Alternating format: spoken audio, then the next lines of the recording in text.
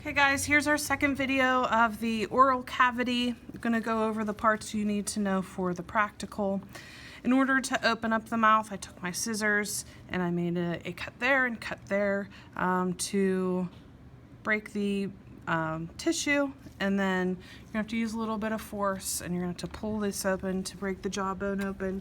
But you want to try to get this as wide as possible so that you can see all of the structures. So the first structures I want to go over are the incisors, which are the teeth right here and here. You have your hard palate.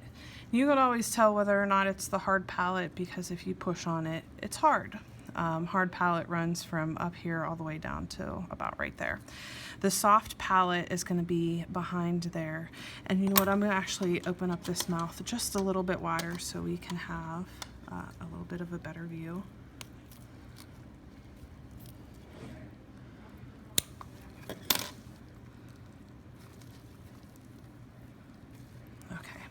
So there's our soft palate. Get rid of some of that liquid as well. Okay, and then you have your tongue, and if you look, there are these sensory papillae that run along the edge of the tongue. We would typically talk about those as our taste buds, but they have a special unique name in the fetal pig. And then in the back of the throat, all the way back here, you're going to have a flap called the epiglottis. That is going to cover up the trachea when the pig is eating so that food does not get into the respiratory tract.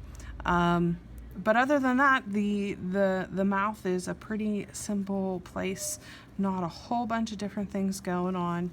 So you're going to need to know the incisors. You're going to need to know the hard palate and the soft palate.